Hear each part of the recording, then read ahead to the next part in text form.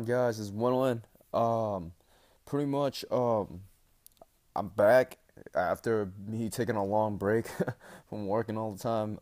Pretty much, I'm just trying to save up some money, so I got back into the game. And the deck that I was running at my locals yesterday was yosenju's. I went undefeated. Pretty much, I faced a whole bunch of variety of decks. I played Constellar Knights, I played yosenju's, I played Ritual Beasts, I played Quiff Boards. Um, I played a Dragon Ruler version as well too. So it was pretty cool. This deck did very good. I liked it a lot, and let's get on with the deck profile. So I play three Karma ones, three Karma twos, and three Karma threes. So pretty much, I play three of each. Pretty much, number one, he's pretty much the compulse. Number two, he's pretty much the beater, and number three is my favorite, the searcher. Whenever another yosenju monster attacks and deals damage, pretty much I like running the 3-3-3, and it's very consistent in my build. I liked it a lot, and like this like these three guys are pretty much your bread and butter of the pretty much of the deck. That these nine cards are pretty much the bread and butter, like hands down. So, like at the beginning of the turn, even if you open all three of them, then you should be golden. So yeah. Second, I run pretty much the Kalut guy. Yeah, two. I'm sorry, I can't pronounce the name, but I think it was Sujik.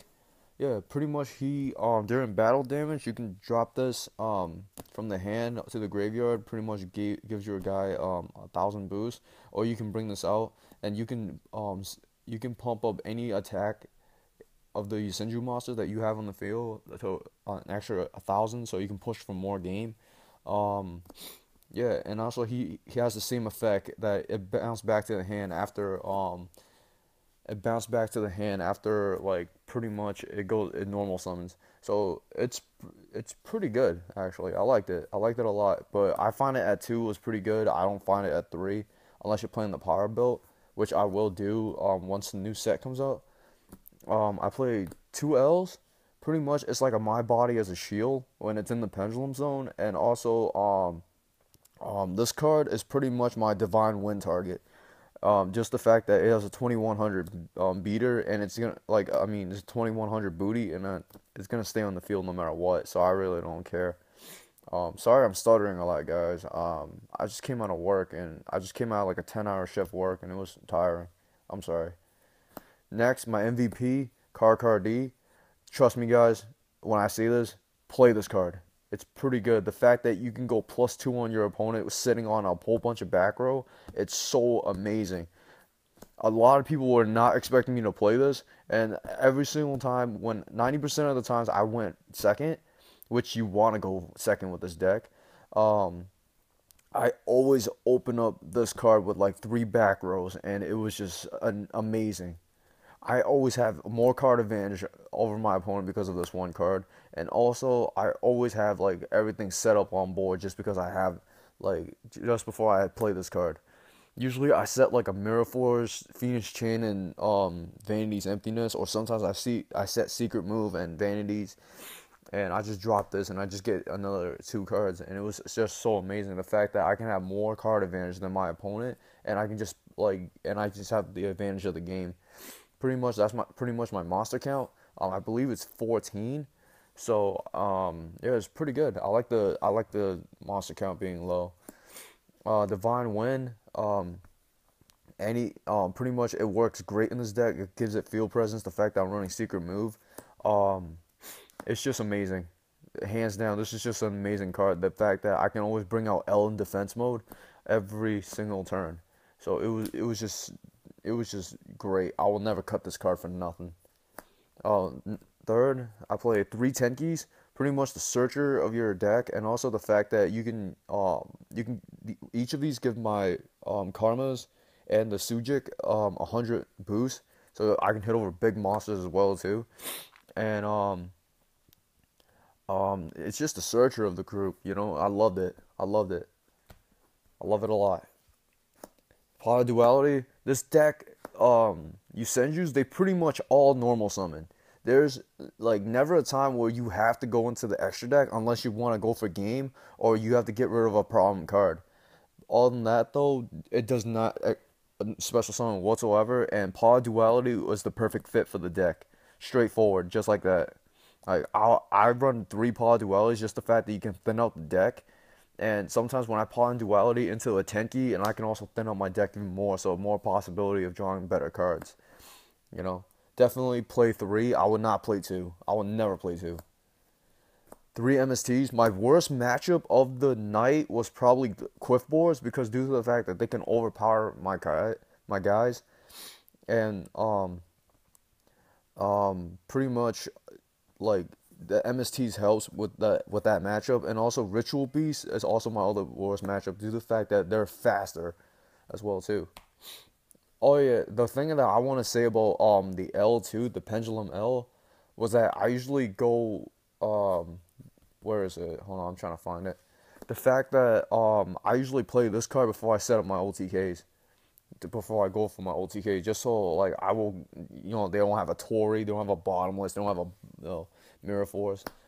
Next, Double Dark Hole. I feel like this deck takes a lot of damage sometimes, and sometimes your opponent overextends, thinking that you have no outs to their big plays. So I play 2 Dark Holes just due to the fact that so I can draw into it faster, and the fact that I have more outs to like the big monsters, and also more outs when they overextend my board. Because Yusujins, they lose to big monsters pretty much without the Karma 1. So Dark Holes really helps, and also if you want to go for an OTK play as well too, you can also like just freaking Dark Hole and just go off. It's pretty good. I like to. I do not run Raigeki because pretty much all of them return to your hand at the end phase, so it's pretty much a free board cleaning. Snatch Steel. I don't gotta do explaining much about this card. It's just pretty much like you take their monster, beat it with it, take their monster, exceeds with it, take their monster, do whatever with it. Yeah. Creature swap. My personal tech. I chose myself. Pretty much. I can just summon my yosenju monster. Then after that, swap with one of their guys. Go for an overlay. Then after that, just end turn. My favorite play. Oh, sorry. My favorite play with the creature swap. I would have to say I would take one of their monsters after me putting down like 3 of them. After putting down like 3 of them, hit with all of them, get my search with Karma 3. Then after that, activate creature swap my Karma 2 with their monster, take their monster, overlay into one of my monsters, into like a Ragnar Zero or something, or Abyss Dweller. Then after that, end my turn, then the Karma 2 just bounce back to hand. So it was amazing. That was my spell lineup. I believe I'm playing 14. I'm not too sure. I haven't really kept track. Next, onto my trash. I played Triple Vanity's Emptiness. The power play, the power card of the deck. Pretty much, like I said, the deck does not special summon whatsoever. Vanity's Emptiness is a really good card in the deck. You have to play 3. Due to the fact that you can shut down 90% of the deck of the freaking meta with this card, and it's amazing. Sujin Yosenju's secret move. Pretty much, this card is like the Infinity Barrier. When you have a Yosenju monster on the board, if there's a spell card, trap card, or a monster effect that activates, flip it. The saltiness will show itself. I guarantee you. Most of the time, I usually bring L out with the Yosenju.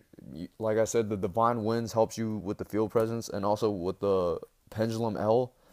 It works really good with this deck. I guarantee you. Next, I played 2 Phoenix Chains in order to stop my opponent from going off all the time. Damn, I should show my last card. Yeah, it's pretty good, and also it negates the effect as well too. So all the Searcher, the Manjus, the pretty much the Elder and stuff like that, and it was just amazing. Next, I played Double Mirror Force. Pretty much most of the time when I have no board, I have an open field, which is like 50% of the time when I'm playing this deck. My opponent usually overextends on me, and when they do, I just flip Mirror Force on them, and no one ever expects it. Definitely, no one. It's a good card to play in the deck. And next, my two last stables, Tori and Bottomless. Just the fact that Quiff a deck, you know, everything like that. Next, I'm gonna show you my side deck. Like I said, this deck rarely goes into the side, but you know, you have the sideboard. You have the extra deck just in case you want to.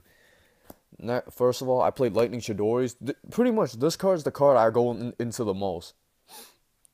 Pretty much, this card is the card that I go into the most, just so I can push for game. You know, get rid of their problem cards and get rid of their like pesky traps just before I go off and everything. It's pretty good. I played Double Cowboy. Pretty much just a burn damage, go for game, and it's amazing. Excite All Night just to clear the boards faster. Clear the boards faster when my opponent has more card advantage than me. Arc 101, pretty much. I never used this card, but I only used this card once. But other than that, it was good. Take their monster, you know, start beating him with it. It's friggin' amazing. XYZ Rebellion Dragon, get over really, really big monsters. Tiger King, bring it out, set the Tenki. Then after that, you can use this effect as well too in order to negate all monsters on the field. Attack it directly. It's pretty strong at 70. It's a 2200 attack. Berserker, Berserker for the graveyard. Yeah. Just for the graveyard pretty much, and the fact that you can pretty much bump the any card up by 1200. These two are probably my favorite combo of all times. Like literally, these two right here. You get like so much benefits for having these two out. Abyss Dweller, like I said, for graveyard, Burning Abyss and stuff like that. Diamond Direwolf, pop random cards on the field.